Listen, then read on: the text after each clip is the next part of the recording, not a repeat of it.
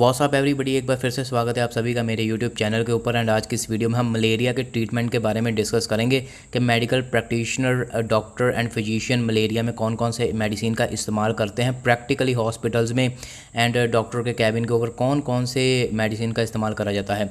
ये video mainly medical practitioner, medical student, pharmacist के लिए, सिर्फ नॉलेज लेवल के लिए है। आप बिना नॉलेज के कोई भी मेडिसिन का इस्तेमाल ना करें, आपके पेशेंट को घातक साइड इफ़ेक्ट आ सकते हैं। मलेरिया कोई भी छोटी मोटी प्रॉब्लम नहीं है, ये आगे जा कर के सीवियर भी हो सकता है एंड आपके ब्रेन, लिवर, किडनी को डेड भी कर सकता है, किसी की डेथ भी हो सकती है। तो बिना नॉलेज के, बिना आधी अधूरी नॉलेज के कोई भी ट्रीटमेंट मत करें किसी का, खास करके मलेरिया का। ये सिर्फ वीडियो मैं आपकी नॉलेज के लिए बना रहा हूँ एंड आप सभी को पता है कि ये लाइंस मैंने अपनी पहली कोई भी वीडियो में नहीं बोली, बिकॉज मलेरिया कोई भी छोटी मोटी चीज़ नहीं है।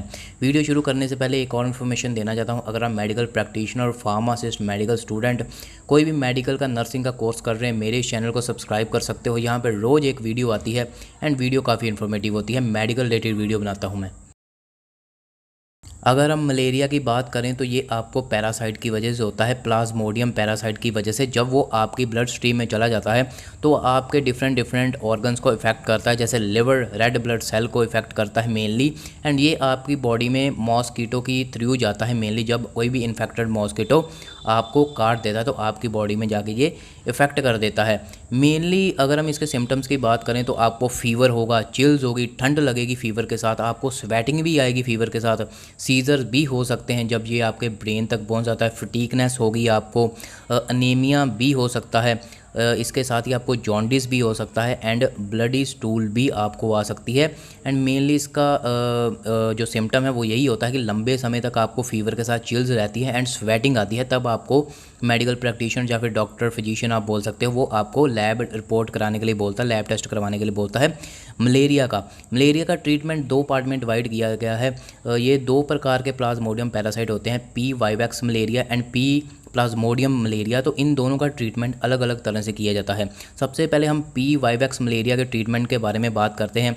इसमें सबसे पहले डॉक्टर क्लोरोक्विन देता है 300 mg 4 टैबलेट इमीडिएटली। जब भी उसके बाद पेशेंट जाता है तो वो chloroquine 300 mg immediately after the food उसको खाने के लिए बोलता है, 4 टैबलेट। देन 6 घंटे बाद 2 टैबलेट दी जाती हैं उसको। देन 2 टैबलेट उसको एवरी डे दी जाती हैं 2 दिन तक। पहले 4 टैबलेट दी, फिर 6 घंटे बाद 2 tablet and then 2 tablet daily दी जाती हैं 2 दिन तक। क्लोरोक्विन के साथ कईयों को नोजिया वॉमिटिंग हो जाता है तो उसको क्योर करने के लिए एमीसेट या फिर पेरिनॉम टैबलेट दी जाती है। पेरिनॉल में मीटोक्लोप्रामाइड होता है एंड एमीसेट में ओंडानसेट्रिन होता है। इन दोनों में से एक टैबलेट साथ में दी जाती है ताकि नोजिया वॉमिटिंग से बचा जाए। इसी के साथ प्रीमाक्विन दी जाती है 7.5 mg, 2 टैबलेट डेली 14 दिन तक प्रीमाक्विन को चलाया जाता है 7.5 mg को। सो ये सारे का सारा ट्रीटमेंट था आपका वाइवैक्स मलेरिया का। अब अगर हम बात करें पी फैल्सीपेरम मलेरिया की, तो उसमें भी सेम यही ट्रीटमेंट दिया जाता है, सिर्फ कुछ चीज़ें ऐड करी जाती हैं। सबसे पहले जैसे मैंने आपको बताया, क्लोरोक्विन दी जाती है 4 टैबलेट इमीडिएटली स्टैट दी जाती हैं, फिर 6 आवर बाद 2 टैबलेट दी जाती हैं एंड देन 2 टैबलेट डेली दी जाती हैं। एक दिन में 2 टैबलेट दी जाती हैं 2 दिन तक, ठीक है। एंड एमीसेट पेरिनोम जैसा मैंने आपको बताया वो सेम पी फैल्सीफेरम का भी ट्रीटमेंट चलेगा, लेकिन इसी के साथ एक और टैबलेट ऐड कर दी जाती है जिसमें सल्फाडॉक्सिन एंड पायरीमीथामाइन होता है। एल्मोर करके ये ब्रांड आता है कोई मार्केट में। तो सल्फाडॉक्सिन, पायरीमीथामाइन की 3 टैबलेट स्टैट दी जाती हैं उसी दिन एंड ये सिर्फ सिंगल डोज दी जाती है। एक ही बार आपने 3 टैबलेट देनी है, बाद में इसको नेक्स्ट डे या फिर कंटिन्यू करने की ज़रूरत नहीं है, इसको सिर्फ स्टैट दिया जाता है।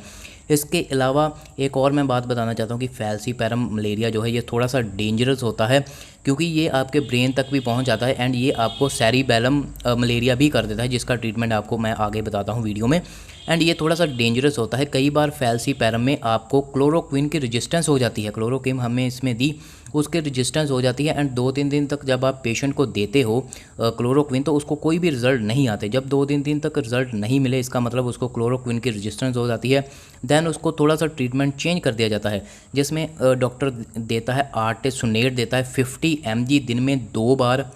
ये एक ही दिन कंटिन्यू करी जाती है, 2 बार दिन में, 1 बार 2 बार आपने दिन में देनी है, एक ही दिन तक इसको कंटिन्यू करा जाता है।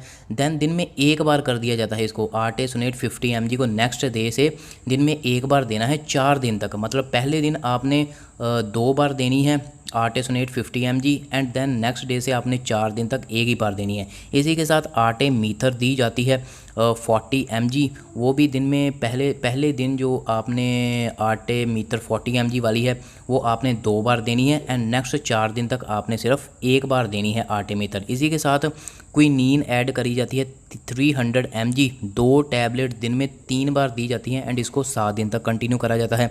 इसी के साथ जैसा मैंने आपको ऊपर फैल्सीपैरम में बताया था कि सल्फाडॉक्सिन एंड पायरीमेथामाइन टैबलेट दी जाती है, इसमें भी वो 3 टैबलेट जो है वो इमीडिएटली दी जाती है एंड सिंगल डोज दी जाती है एक ही दिन में, उसके बाद इसको लेने की ज़रूरत नहीं है। इसके बाद डॉक्सीसाइक्लिन 100 mg दिन में 2 बार दी जाती है एंड इसको 7 दिन तक कंटिन्यू करने के लिए बोला जाता है। सो ये आपका अगर क्लोरोक्विन के रजिस्टेंट है देन आपने ये ट्रीटमेंट करना है। इसके बाद जो पी फैल्सीफेरम मलेरिया है ये कई बार सेलिबेरम मलेरिया भी बन जाता है, आपके ब्रेन को भी इफेक्ट करता है, जिसमें आपको हाई फीवर, कन्वल्सन, सीजर भी होते हैं, जो आपकी नेक है वो स्टिफनेस हो जाती है, अनकॉन्शियस फील करते हो।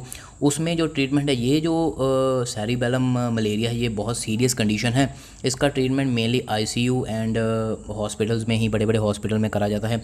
इसमें मैं आपको नॉलेज लेवल के लिए बता देता हूँ, क्विनीन 300 mg पर ml वाली इस्तेमाल की जाती है, 4 ml इस्तेमाल करी जाती है, उसको 5% डेक्सट्रोज में इस्तेमाल करा जाता है, मतलब 300 mg पर ml में है, 4 ml का इस्तेमाल करा जाता है, मतलब 1200 ml होगी, उसको 5% डेक्सट्रोज में स्लो IV लगाया जाता है, 4 आवरली या फिर 8 घंटे बाद उसको लगाया जाता है। इसके बाद आर्टेसोनेट इंजेक्शन लगाया जाता है, 60 mg वायल जो होती है उसके 2 वायल लगाए जाते हैं एक दिन में, IM या फिर IB लगाया जाता है। दो वायल जो है वो आर्टेसोनेट के एक ही बार लगाए जाते हैं। इसके बाद 6 घंटे बाद फिर से 60 mg आर्टेसोनेट लगाया जाता है एंड देन 60 mg डेली 4 दिन तक डेली कंटिन्यू करा जाता है 60 mg आर्टेसोनेट। अगर आप आर्टेसोनेट नहीं लगाना चाहते तो आटे मीथर भी लगाया जाता है पेशेंट को कई बार आर्टेसोनेट की जगह पे, जिसमें 80 mg IM 12 घंटे बाद, हर 12 घंटे बाद 3 दिन के लिए आटे मीथर लगाया जाता है आर्टेसोनेट की जगह पे। तो ये था सेरिबेलम मलेरिया का ट्रीटमेंट के कैसे उसको ट्रीट करा जाता है, लेकिन ये मेनली आईसीयू के केसेस में ही होता है। कुछ इसमें आईसीयू में और भी चीज़ें इस्तेमाल करी जाती है, जैसे मैनीटोल का इस्तेमाल किया जाता है, फिपानिल इन्फ्यूज़न का इस्तेमाल किया जाता है, कामपोज इंजेक्शन का इस्तेमाल किया जाता है, हाइपोग्लाइसीमिया हो जाता है उसका ट्रीटमेंट करने के लिए कुछ ड्रग्स का इस्तेमाल करा जाता है, रीनल फेलियर भी हो जाता है। तो इसलिए मैं आपको बताता था कि मलेरिया में रीनल फेलियर भी हो सकता है, तो आप बिना नॉलेज के कभी भी मलेरिया का ट्रीटमेंट मत कीजिए। ये जो जितने भी मैंने ड्रग्स बताए सिर्फ आपकी नॉलेज के लिए बताए, ताकि आपको पता चल सके मेनली कौन कौन से ड्रग्स इस्तेमाल होते हैं। क्योंकि जब आप पढ़ते हो, स्टडी करते हो मेडिकल की या फार्मा की, तो आपको बहुत सारे ड्रग्स दे दिए जाते हैं, लेकिन प्रैक्टिकली कौन कौन से ड्रग इस्तेमाल करे जाते हैं या फिर मेडिकल स्टोर के ऊपर कौन कौन से ड्रग्स अवेलेबल हैं उनके बारे में बहुत कम नॉलेज होती है। तो इस वीडियो में मैंने आपको सारे के सारे ड्रग्स बता दिए। आई होप आपको वीडियो अच्छी लगी होगी। ऐसे ही ड्रग्स के रिलेटेड, ऐसे ही मेडिसिन के रिलेटेड, ट्रीटमेंट के रिलेटेड, डिजीज़ के रिलेटेड मेरे इस चैनल के ऊपर वीडियोस आपको मिलती रहेंगी। Thank you so much. अपने मेडिकल रिलेटेड, फार्मा रिलेटेड दोस्तों के साथ चैनल को शेयर कीजिए। Thank you so much.